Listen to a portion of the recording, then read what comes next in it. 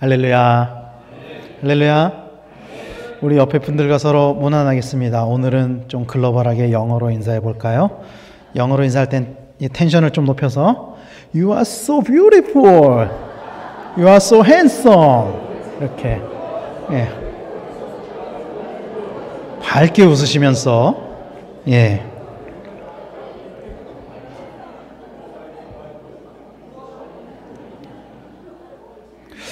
어떤 분들은 뭐 저렇게 생긴 사람이 다 있어. 살다 저렇게 생긴 사람은 처음 보네.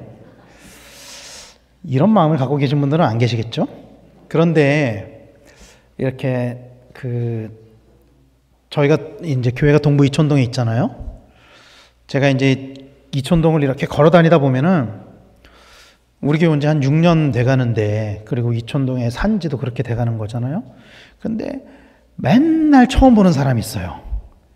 맨날 이 동네에 저렇게 생긴 사람도 있었네? 저런 사람도 있었네?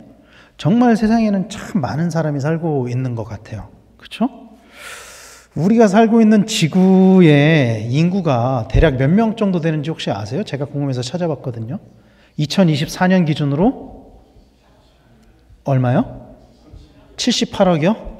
81억 6천 명 정도 된답니다. 계속 늘고 있어요, 인구가. 81억 6천 분의 몇 명이 여기 계신 거예요. 우리나라는 인구가 조금씩 감소하고 있다 그러죠? 그런데 전 세계적으로 보면 여전히 인구가 증가하고 있어요. 그렇다면 퀴즈입니다. 지금까지 태어난 모든 인구는 찾지 마세요. 검색하지 마세요. 몇 명 정도 될까요? 지금까지 태어난 모든 사람들을 다 합치면, 인구 통계학자들에 의하면은, 그 사람들이 연구한 것에 의하면은 아마도 미니멈으로 보는 인구가 1170억 정도, 맥시멈은 1300억 명 정도, 이 정도 될 거라고 추정을 한다고 합니다. 이 정도 된대요. 그 많은 사람들이 한 번 태어나고 한 번 죽는 거죠. 물론 불교나 이런 데서는 윤회라 그래가지고 다시 태어나기도 하고, 우리도 우스갯소리로 그런 말 하잖아요. 전생에는 어떻고, 다음 생에는 어쩌고, 이번 생에는 글렀어, 막 이러면서 다음 생에 어쩌고 저쩌고 하긴 하지만, 이제 기독교적인 가치관으로 보면은 전생도 없고, 그 다음에 다음 생도 없고, 다만 우리는 하나님 앞에서 한 사람으로서 한 번 태어나고 한 번 죽는단 말이죠. 이 1300억 명 정도가 이 지구상에 존재했을 거라고 태초부터 지금까지 추정을 하는데, 이제 이거는 인구학자들의 통계의 기준인 거예요. 성경적인 게 아니고 그냥 몇십만 년부터 있었던 유인원부터 이렇게 다 해가지고 그렇다 치고요. 그러면 그 중에 구원받은 사람은 몇 명 정도 될까요? 성경은 죽음 이후에 심판이 있다고 말씀하고 있어요. 히브리서 9장 27절 말씀에 보면은 한 번 죽는 것은 사람에게 정해진 것이요 그 후에는 심판이 있으리니, 이렇게 말씀하고 있습니다. 한 번 죽는데요, 여러 번 죽는 것이 아니라 한 번 죽고 그 딱 한 번의 심판이 있다는 거예요. 그 심판에서 어떤 사람은 구원을 얻고 어떤 사람은 영원한 죽음을 얻게 되죠.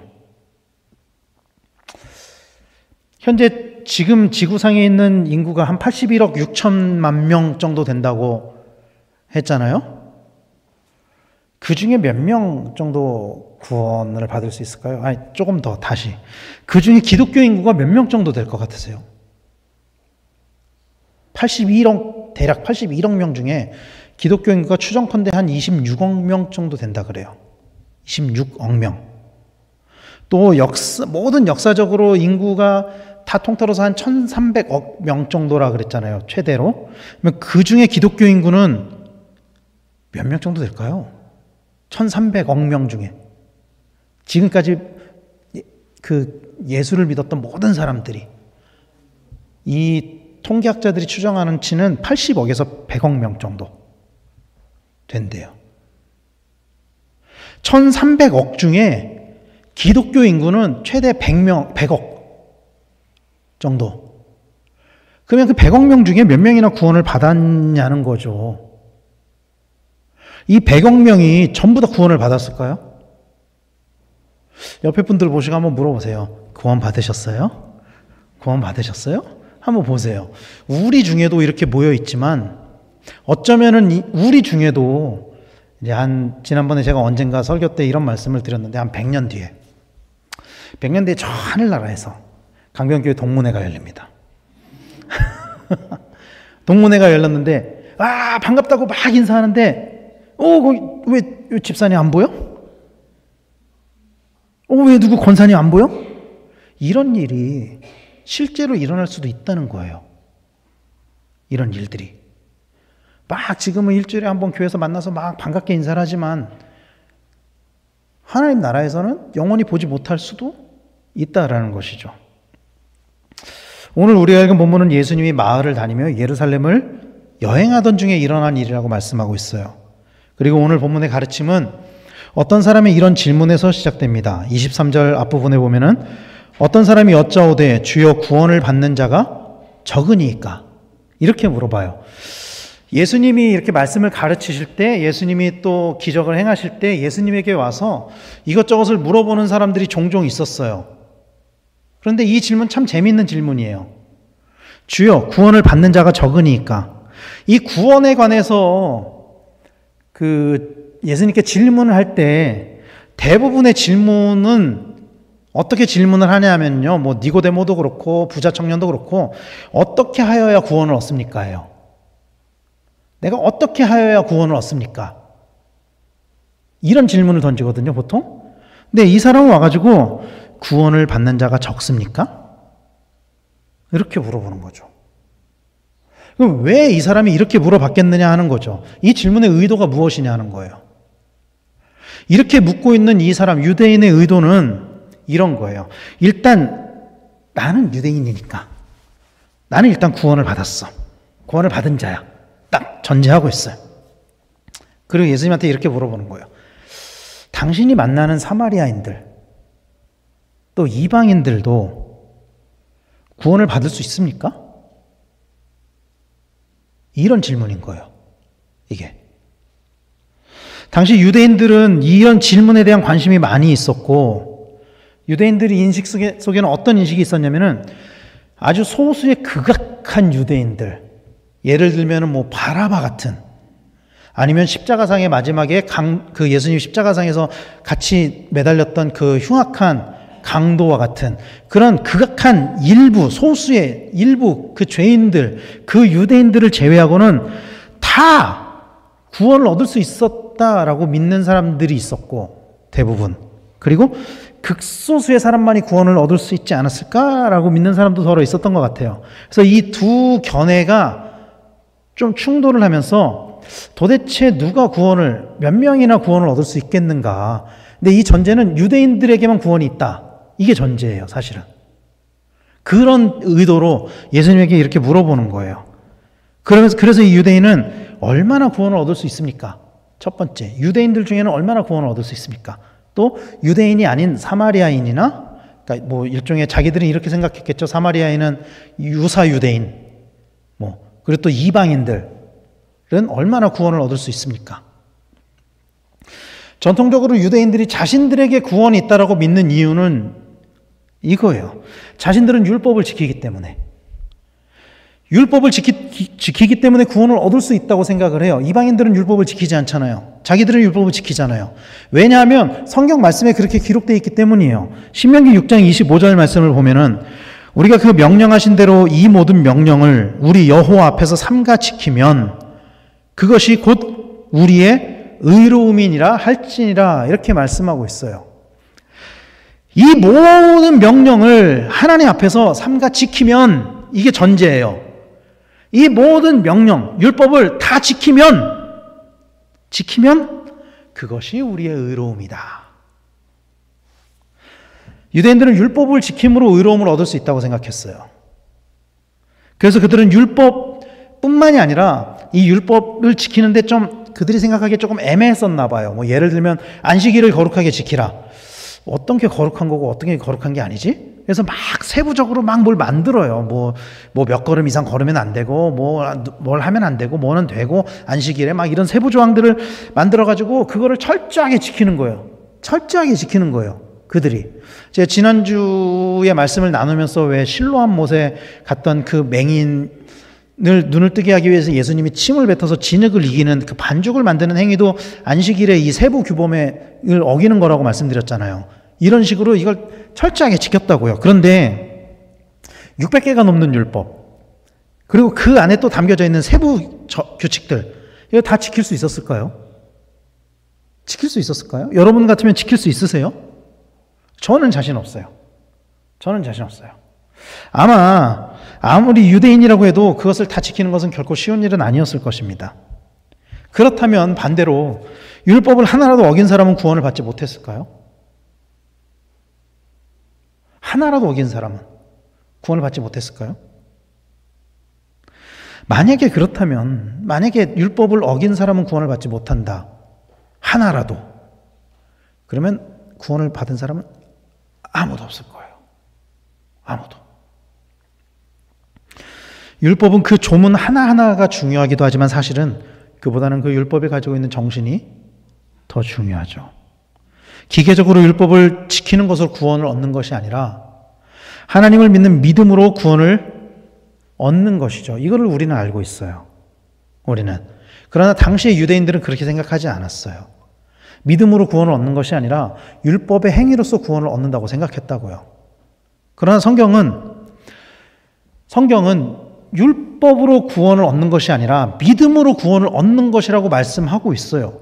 그래서 당시에 이제 예수님의 시대 이후에 말씀에 가장 탁월했었던 바울은 이것을 어떻게 가르치냐면요. 로마서에 보면은 율법이 없던 시기에 아브라함은 율법을 받기 전의 사람이잖아요. 모세 이전의 사람이니까. 아브라함의 의로움을 이렇게 말씀하고 있어요. 로마서 4장 3절에 성경이 무엇을 말하느냐. 아브라함이 하나님을 믿음에 그것이 그에게 의로 여겨진 바 되었느니라. 아브라함의 의로움이 어디서 왔냐면은 율법이 아니에요. 믿음에에서 왔다고요. 아브라함의 구원은 율법적 행위로 주어진 것이 아닙니다. 아브라함이 가는 곳마다 제단을 쌓았다고 성경은 말씀하고 있어요. 예배를 드렸다는 거죠. 제사를 드렸다는 거죠. 하나님께. 그 이후로 의롭다움을 얻은 게 아니에요. 아브라함이 독생자 이삭을 바쳤어요. 그 행위로 의로움을 받은 게 아니에요. 아브라함이 가지고 있었던 믿음, 독생자를 바칠 수 있었던 그 믿음, 가는 곳마다 하나님을 찾았던 믿음, 그 믿음으로 말미암아 구원을 얻었다라는 것이죠. 그러나 유대인들은 율법 조문 하나하나를 따지면서 우리는 의인이야. 율법을 지키니까. 우리는 의인이야. 그러나 사마리아 사람과 이방인들은 불의한 사람들이야. 저 율법도 지키지 않는 것들. 저 하나님께 와서 제사도 드리지 않는 것들. 자기들이 못 오게 해놓고. 이랬던 거죠. 그런 맥락에서 오늘 질문을 봐야 되는 거예요. 오늘 질문에 대해서 그런 의도가 있는 질문에 관해서 예수님께서 뭐라고 대답하시냐면요. 누가복음 13장 24절 말씀에 이렇게 말씀하세요. 같이 읽겠습니다. 시작.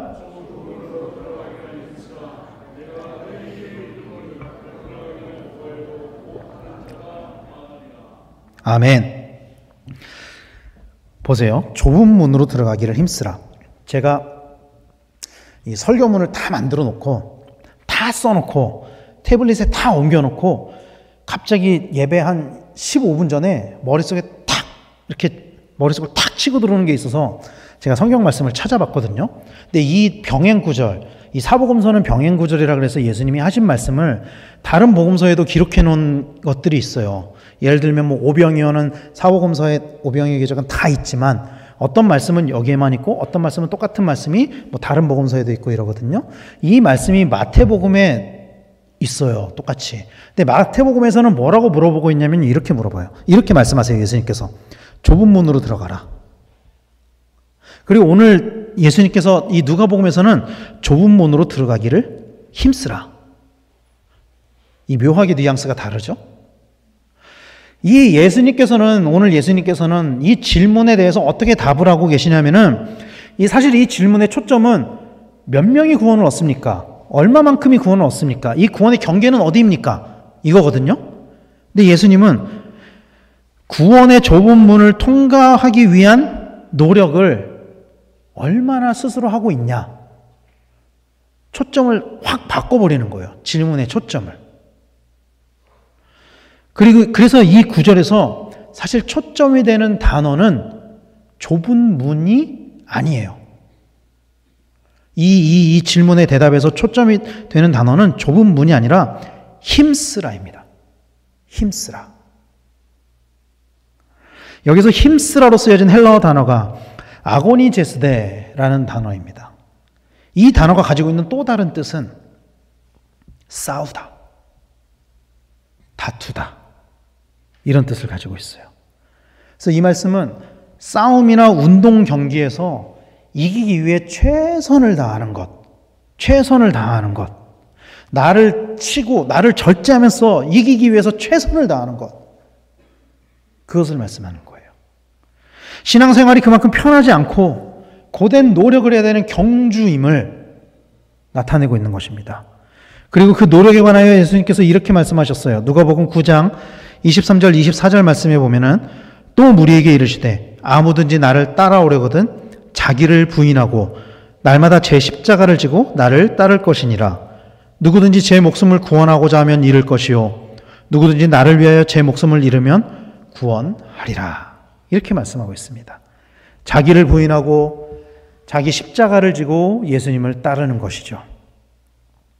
이것은 도덕적으로 순결하기 위한 노력뿐만이 아니라 하나님께 나아가는 영적인 싸움, 또 외적인 모든 싸움을 가리키는 거예요. 그리고 이 단어는 시제가 현재형으로 쓰여졌습니다. 그러니까 지금 내가 얼마나 이 좁은 문으로 들어가기 위해 최선을 다하고 있는가. 예수님은 이것에 관해서 말씀하시고 있는 거예요. 과거의 믿음으로 인해서 구원이 주어지는 것이 아니라 나 옛날에 신앙생활 열심히 했었어. 나 옛날엔 새벽기도도 나오고 나 옛날엔 정말 봉사도 많이 하고 난 정말 열심히 했었어. 이게 아니라 지금 내가 얼마나 하나님을 향해 나를 부인하고 얼마나 열심히 달려가고 있는가, 얼마나 열심히 경주하고 있는가. 구원이 그것으로 주어진다는 거예요.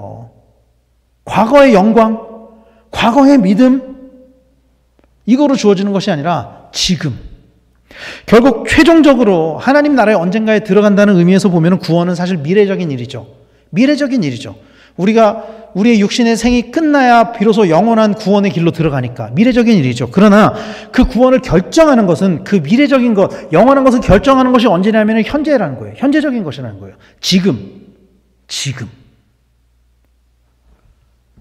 재미있는 사실은 누군가는 두드려도 그 문이 열리지 않는 사람도 있다라는 거예요. 힘쓰라고 했는데 열심히 해도 열리지 않는 사람이 있대요. 누가복음 13장 24절에 보면은 좁은 문으로 들어가기를 힘쓰라. 내가 너에게 이르노니 들어가기를 구하여도 못하는 자가 많으리라. 사실 예수님께서 제자들을 가르칠 때 이렇게 말씀하셨어요. 누가복음 11장 9절에서 10절 말씀에 보면은 내가 또 너에게 이르노니 구하라. 그러면 너에게 주실 것이요. 찾으라. 그러면 찾아낼 것이요. 문을 두드리라. 그러면 너에게 열릴 것이니 구하는 이마다 받을 것이요. 찾는 이는 찾아낼 것이요. 두드리는 이에게는 열릴 것이니라. 예수님이 이렇게 가르치셨거든요. 제자들에게. 이렇게 가르치셨거든요. 근데 오늘 본문에서는 들어가기를 구하여도 못하는 자가 많으리라. 어떻게 보면 이 말씀은 예수님의 말씀이 모순된 것처럼 들리기도 해요. 이 말씀이 서로 충돌하고 있는 것처럼. 그런데 예수님의 말씀에 모순이 있을 수 있습니까, 여러분? 없죠. 예수님의 말씀은 진리니까. 모순될 수가 없습니다. 두 말씀만 보면 모순된 것처럼 보일 수도 있겠지만, 그러나 사실 두 말씀은 모두 진리를 나타내고 있어요. 하나님은요, 우리 하나님은 어떤 분이시냐면은 인간에 대해 오래 참으시고 아무도 멸망당하는 것을 원하시는 분이 아닙니다. 모두 구원받기를 원하시는 분이세요. 베드로서 3장 9절 말씀에 보면은 주의 약속은 어떤 이들이 더디다고 생각하는 것 같이 더딘 것이 아니라 오직 주께서는 너희를 대하여 오래 참으사 아무도 멸망하지 아니하고 다 회개하기에 이르기를 원하시느니라. 주의 약속, 다시 오시겠다는 그 주님의 약속이 당시 1세기 성도들에게는 왜 이렇게 오래 걸리지? 2세대가 가기 전에 오시겠다고 하셨는데 왜 이렇게 더딘 거야? 그런데 그 이유가 뭐냐면은 기다리시는 거예요. 다 회개하고 구원에 이르기를 기다리신다는 것이죠. 하나님은 누구든지 하나님을 찾기만 하면 구원하기를 원하시는 분이세요. 믿으시길 바랍니다. 하나님은 우리의 부르짖음을 들으시는 분이시고 주를 찾는 자에게 상 주시는 이심을 믿어야 할지니라. 상을 주시는 분이세요. 그러나 그럼에도 불구하고 우리가 알아야 하는 것은 그 문이 언제나 열려있는 것은 아니라는 것입니다. 영원히 열려있는 것은 아니라는 것입니다. 구원의 문에는 정해진 기한이 있습니다. 아직 그 기한이 차지 않았기 때문에 여전히 그 문은 열려있지만 언젠가는 닫히게 될 거예요. 오늘 보면 25절 말씀에 보면 집주인이 일어나 문을 한번 닫은 후에 너희가 밖에 서서 문을 두드리며 주여 열어주소서 하면 그가 대답하여 이르되 나는 너희가 어디에서 온 자인지 알지 못하노라 하리니 라고 말씀하고 있습니다. 이 말씀을 보면서 제가 이런 장면이 떠올랐어요. 주인이 문을 닫았을 때 그 주인과 막 아는 사람이었는데도 불구하고 닫히고 나서 두드리니까 나 당신들 모른다. 열어줄 수 없다 이거잖아요. 어떤 장면이 생각났냐면은 노아가 방주를 120년 동안 짓고 그 문이 닫혔을 때 홍수가 났을 때 그 문은 다시 열리지 않았어요. 다시 열리지 않았어요. 또 혼인잔치의 비유에서도 보면은 기름을 준비하지 못한 처녀들이 그 잔치집에 들어가려고 했을 때 결국 들어가지 못했어요. 그러므로 우리는 언제 닫힐지 모르는 그 문 안으로 속히 들어가야만 합니다. 들어가야만 합니다. 아멘 하십시오. 들어가야만 합니다. 들어가야죠. 안 들어가실 거예요. 저는 먼저 들어가 있을 겁니다. 많은 사람들이 이미 그 문에 들어가 있다고 생각해요. 교회를 다닌다는 이유로. 많은 사람들이. 그러나 교회를 다닌다는 이유로 구원이 주어지는 것 같지는 않아요. 그게 필요 충분 조건은 아닌 것 같아요. 그러므로 우리는 늘 점검하고 또 점검해야만 해요. 똑같은 모습으로 신앙생활을 해도 누군가는 구원을 얻고 누군가는 구원을 얻지 못할 수도 있어요. 오늘 본문 26절에 보면은 그때에 너희가 말하되 우리는 주 앞에서 먹고 마셨으며 주는 또한 우리를 길거리에서 가르치셨나이다 하나 라고 말씀하고 있어요. 그 문이 닫혔을 때 문을 두드렸던 사람들이 그 주인이 모르는 사람이 아니에요. 같이 먹고 마시고 가르침을 받은 사람들이라고요.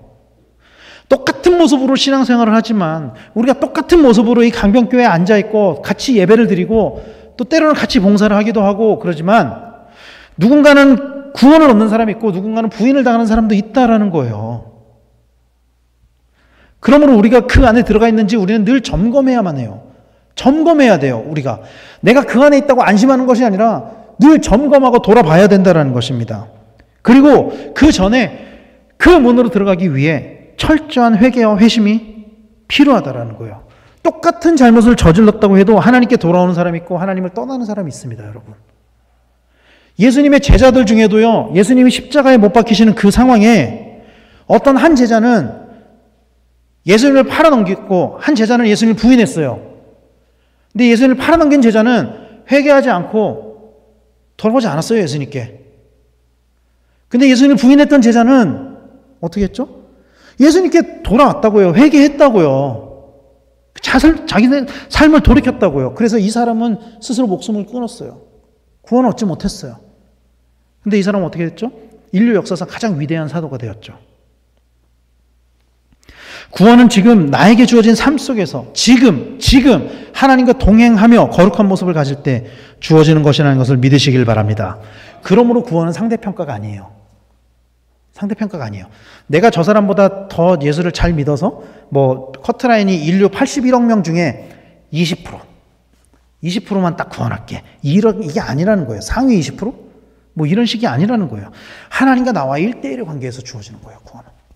하나님과 나와 1대1의 관계. 다른 아무 외부적인 조건은 하나님 보지도 않으세요. 내 남편이 예수를 그렇게 잘 믿었다며. 그래, 너는 구원. 이게 아니라고요. 네. 나와 하나님과 1대1 관계에서. 그러므로 모든 사람이 하나님을 믿는다면 81억 명이라고 해도 모든 사람이 다 구원을 받을 수 있다는 거예요. 모두가 다. 반대로 모든 사람이 다 하나님을 대적한다면 아무도 구원을 받지 못할 수도 있다라는 것입니다. 바라기는 이 자리에 있는 우리 모두가 다 구원을 얻게 되기를 간절히 소망합니다. 정말로 간절히 소망합니다. 정말로 간절히. 우리 모두가 다. 또 바라기는 오늘 이 오후 예배 이 자리에는 계시지 않지만 그래도 우리 강변교회에 등록되어 있는 모든 성도님들, 또 우리 성도님들의 가족들 모두가 다 정말로 구원을 얻는 그런 은혜가 우리 가운데 넘치게 되기를 간절히 소망합니다. 우리가 읽은 누가복음에서 예수님을 이렇게 묘사하고 있어요. 잃어버린 자를 찾으시는 분. 누가복음의 저자는 우리가 알고 있는 것처럼 성경의 모든 저자들 중에 유일한 이방인이었죠. 그래서 누가복음은 잃어버린 자를 찾으시기 위한 예수님을 드러내고 있어요. 그래서 오늘 본문에서도 주님은 잃어버리지 않으려고 좁은 문으로 들어가기를 힘쓰라. 그러면서 집 주인의 비유를 들고 있는 것입니다. 하나님은 오늘도 잃어버린 자를 찾고 계십니다. 누구나 구원을 받기만 하면, 누구나 구원을 받기를 원하면 구원을 받을 수 있습니다. 그러나 유대인이어도 구원을 받지 못하는 사람도 있습니다. 유대인이어도. 오늘날로 이야기하면은 교인이어도 구원을 받지 못하는 사람도 있다라는 것이죠. 예수님이 말씀의 결론을 이렇게 말씀하셨어요. 29절 30절 말씀에 사람들이 동서남북으로부터 와서 하나님의 나라 잔치에 참여하리니 보라 나중된 자로서 먼저 될 자도 있고 먼저 된 자로서 나중될 자도 있느니라 하시더라. 우리가 알아야 할 것은 우리가 아무것도 하지 않는다고 해서 하나님의 일이 이루어지지 않는 것이 아니라는 것입니다. 하나님은 우리가 아니어도 하나님의 일을 이루시는 분이세요. 누가복음 19장 40절에 보면은 대답하여 이르시되 내가 너희에게 말하노니 만일 이 사람들이 침묵하면 돌들이 소리 지르리라 하시니라.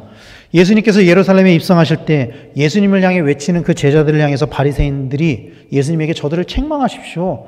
그때 예수님께서 하신 말씀이에요. 하나님은 모든 사람들이 다 구원을 얻기를 원하시고 지금도 일하시고 계십니다. 극단적으로 이야기를 하면은 내가 아니어도 내가 만약에 구원을 받지 못한다고 해도 하나님은 여전히 누군가를 구원하기 위해 일하고 계신다라는 거예요. 누군가를. 내가 구원을 받지 못한다 그래서 그러면 내 세상이 끝나는 거지 하나님의 일이 끝나는 것이 아니라는 거예요. 그래서 우리는 거기에 들어가기 위해서 노력해야 되는 거예요. 힘써야 되는 거예요. 왜냐하면 하나님이 나만을 위해서 끝까지 기다리시는 게 아니거든요. 오늘 본문 29절에 참여하리니 라고 말씀하고 있는데 그게 원어적으로 보면 어떤 의미냐면요. 비스듬히 기대다 이런 의미예요. 비스듬히 기대다. 예를 들면 이런 거예요. 최후의 만찬 때 예수님한테 이렇게 기대서 음식을 먹었던 제자가 있었다고 하잖아요. 예수님이 사랑하시는 그 제자. 얼마나 예수님이 편했으면 선생님한테 기대가지고 이렇게 비스듬히 이런 원어적으로 보면 이런 의미예요. 여기서 참여한다는 게. 그러니까 안에 들어가지 못해서 울면서 이를 갈고 있는 사람과 안에서 비스듬히 누워서 정말 편하게 잔치에 참여하고 있는 사람을 아주 극단적으로 대조시키고 있는 거예요. 이 말씀이. 극단적으로. 하나님 나라에 들어가는 것과 심판을 받는 것은 이것 이상의 훨씬 어마어마하게 큰 차이가 있다라는 것이죠. 그래서 하나님 나라에 들어가도록 늘 거룩함을 유지하며 좁은 길로만 가려고 최선을 다하는 힘쓰는 우리 성도님들이 되시기를 간절히 소망합니다. 복음은 우리에게만 주어진 것이 아닙니다. 교회를 다닌 사람 중에도 구원받지 못할 사람이 있을 거예요. 먼저 예수를 믿었지만 나중된 사람들도 있을 수 있습니다. 저는 항상 이런 소망을 가지고 있어요. 내가 목사인데 내가 나중되지는 말았으면 좋겠다. 하나님 나라에 가서 창피하지는 않았으면 좋겠다. 정말. 네. 우리도 마찬가지예요. 다. 먼저 예수를 믿었지만 나중될 수도 있어요. 우리는 나중되지 않기 위해 더 열심히 믿어야만 해요. 더 열심히 믿어야만 해요. 그래서 권면합니다. 지금 우리가 드리는 이 몇 번의 예배로 만족하지 마세요. 신앙생활에 만족하지 마세요. 다 하고 있다고 생각하지 마세요, 여러분. 할 수만 있다면은요, 오늘 본문에서 말하는 것처럼 힘쓰십시오. 최선을 다하십시오. 신앙생활에. 내가 할 수 있는 최선의 것을 하십시오. 할 수만 있다면, 정말 주님을 위해서 할 수만 있다면 무엇이든지 할 수 있는 그런 성도님들이 되시기를 바랍니다. 우리는 주님이 기뻐하시는 삶을 살아야만 해요. 반드시 적극적으로 그렇게 살아야만 합니다. 왜냐하면 성경은 그 심판의 기준, 우리가 받아야 될 그 심판의 기준을 이렇게 말씀하고 있기 때문이에요. 고린도후서 5장 10절 말씀, 이는 우리가 다 반드시 그리스도의 심판대 앞에 나타나게 되어 각각 선악간에 그 몸으로 행한 것을 따라 받으려 함이라, 이렇게 말씀하고 있기 때문입니다. 물론 구원이 행위로 주어지는 것은 아닙니다. 그러나 행함은 우리의 믿음을 증명해 주죠. 우리의 믿음을 나타내 주죠. 행함은. 그래서 믿음이 부족하다고 해도요, 여러분 열심히 신앙생활 하십시오. 내 믿음보다 더 열심히 신앙생활을 하십시오. 예를 들면 이런 거예요. 수험생들이 나는 이거 공부 실력이 이 정도니까 이만큼만 공부해야지. 그러면 그냥 그만큼 그 실력으로 그냥 끝나는 거예요. 근데 내가 부족해도 모르는 것을 향해서 더 열심히 노력하고 더 열심히 탐구하다 보면은 자기도 모르는 사이에 점점 실력이 늘어가 있는 것처럼, 우리 또한 적극적인 신앙생활을 할 때 우리가 처음에 믿음이 작았을지라고 해도 그런 믿음의 행위들로 인해서, 그런 신앙적인 행위들로 인해서 나도 모르는 사이에 점점 믿음이 자라난다라는 거예요. 점점 믿음이 커진다라는 거예요.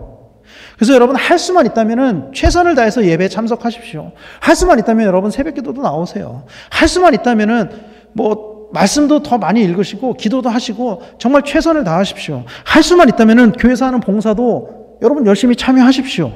물론 그것이 우리의 육신을 피곤하게 할 수도 있죠. 힘들죠. 왜 안 힘들겠어요? 힘들죠. 그러나 그 행위로 인해서, 그 믿음의 행위로 인해서 우리가 구원을 받는다면, 상급이 쌓인다면, 여러분 그럼에도 불구하고, 힘듦에도 불구하고 더 열심히 신앙생활하는 우리 성도님들 되시기를 바랍니다. 운동선수들이요, 여러분 피곤하다고 해서 오늘 훈련을 쉬어야지, 그러면 어떻게 되는지 아세요? 운동선수의 몸이 일반인의 몸으로 돌아가 버려요. 금방 돌아가 버려요. 실력이 느는 게 아니고 오히려 줄어들어 버려요. 쉬면은, 피곤하다고 안 해버리면은. 신앙생활도 경주와 마찬가지입니다. 신앙생활을 경주로 비유하고 있잖아요. 피곤함이 없다면 절대로 실력이 늘어나지 않아요. 귀찮음이 없다면 절대로 실력이 늘어나지 않아요. 신앙생활. 피곤하고 귀찮은데 하지 말까?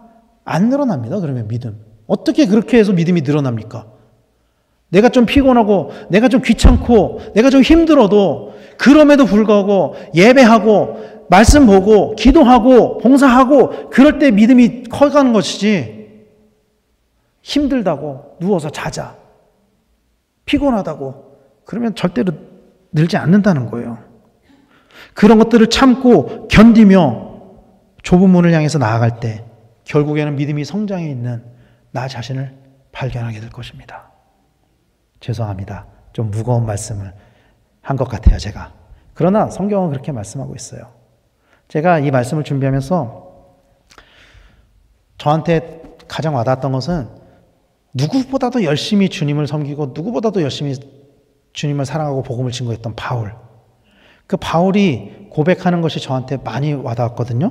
빌립보서 3장 11절부터 14절 말씀에 보면은 바울이 이렇게 고백을 해요. 어떻게 해서든지 죽은 자 가운데서 부활에 이르려 하노니. 바울은 이미 누구보다도 신앙을 진짜 믿음이 강한 사람이었는데 이렇게 고백하는 거예요. 어떻게 해서든지 내가 그 부활에 참여하기를 원한다. 그러면서 내가 이미 얻었다 함도 아니요 온전히 이루었다 함도 아니라 오직 내가 그리스도 예수께 잡힌 바 된 그것을 잡으려고 달려가노라. 내가 이미 얻었다 함도 아니고 온전히 이루었다 함도 아니다. 나 이미 꼴이 난 게 아니야. 이렇게 말씀하고 있어요. 또 다음 절에 형제들아 나는 아직 내가 잡은 줄로 여기지 아니하고 오직 한 일, 즉 뒤에 있는 것은 잊어버리고 앞에 있는 것을 잡으려고. 뒤에 내가 과거에 했었던 것들 다 잊어버리고 내가 앞에 정말로 내 신앙의 골을 향해서, 목적지를 향해서, 목표를 향해서 나는 내가 아직 잡은 줄로 여기지 않는다. 내가 아직 그 목적지에 도착한 것으로 여기지 않는다. 그러면서 표대를 향하여 그리스도 예수 안에서 하나님이 위에서 부르신 부름의 상을 위하여 달려가노라. 여전히 나는 달려가고 있다. 표대를 향해서 그렇게 고백을 하고 있는 거예요, 바울이. 바울이 이 정도로 고백을 하는데 여러분, 우리도 정말로 최선을 다해서 신앙생활을 해야 되지 않겠느냐는 거예요. 이 빌립보서 말씀 우리가 다 알잖아요. 감옥에 갇혀서 쓴 편지라고요, 빌립보서는. 복음을 전하다가 감옥에 갇혔던 바울조차도 나는 아직도 여전히 그 부활에 참여하기를 원하고 다 이룬 것 같지가 않아서 더 열심히 나는 달려가고 있습니다. 바울조차도 이렇게 고백을 하고 있는 거예요. 사랑하는 성도 여러분, 지금 예수를 믿는다고 해서 모두가 다 마지막까지 예수를 믿는 것은 아닙니다. 우리 중에는 그런 분들도 계실 거예요. 나를 전도했지만 지금은 예수를 믿지 않는 사람들 있는 분도 계실 거예요. 어쩌면은 나를 교회에다 데려다 놓고 자기는 교회를 안 나와. 이런 사람도 있을 거예요. 우리 중에는. 그래서 예수님은 오늘 본문 30절에서 먼저 된 자 나중되고 나중된 자가 먼저 된다고 말씀하신 것이죠. 유대인은 먼저 하나님의 백성이 되었지만 사마리아인이나 이방인보다 늦게 될 수도 있고, 실제로 여러분 지금 보세요. 유대인들 늦춰지게 되었죠. 지금은 이 복음의 촛대가 어디를 향해서 가고 있습니까? 지금 그들에게 있지 않다고요. 이게 우리 믿음도 마찬가지입니다. 오늘 하루 최선을 다하지 않으면 우리도 언젠가 뒤처질 수가 있습니다. 잠시 쉬어가자, 잠시 그만두자 하는 것들이 우리를 아주 주저앉힐 수도 있어요. 아주. 그래서 오늘 하루를 최선을 다하는, 정말 하나님을 향한 그 열심을 내는 성도님들이 되시길 간절히 축원합니다.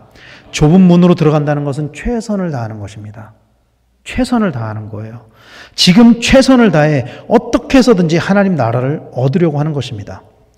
그래서 예수님께서는 하나님 나라를 이렇게 비유하셨어요. 마태복음 13장 44절에 보면은 천국은 마치 밭에 감추인 보화와 같으니 사람이 이를 발견한 후 숨겨두고 기뻐하며 돌아가서 자기의 소유를 다 팔아 그 밭을 사느니라. 그 천국이라는 보화를 얻기 위해 자기의 소유를 다 팔아버리는 것. 이 구원이라는 것을 얻기 위해 내 모든 삶을 하나님께 드리고 오직 하나님만을 바라보면서 나아가는 것. 이것이 하나님 나라를 얻는 방법입니다. 사랑하는 성도 여러분, 오늘도 영원한 그 하나님 나라를 소유하는 우리 성도님들 다 되시기를 간절히 축원합니다. 오늘 하루의 삶에 정말로 하나님을 향한 그 믿음의 최선을 다하는 힘쓰는 그런 성도님들이 되시기를 간절히 축원합니다. 그래서 마지막 날에 우리의 이 믿음의 행위로 말미암아 증명된 그 믿음으로 말미암아 하나님께 칭찬받고 영원한 그 구원의 길로, 그 부활의 길로 들어서는 우리 강백교회 성도님들 다 되시기를 예수님의 이름으로 간절히 축원합니다. 기도하겠습니다.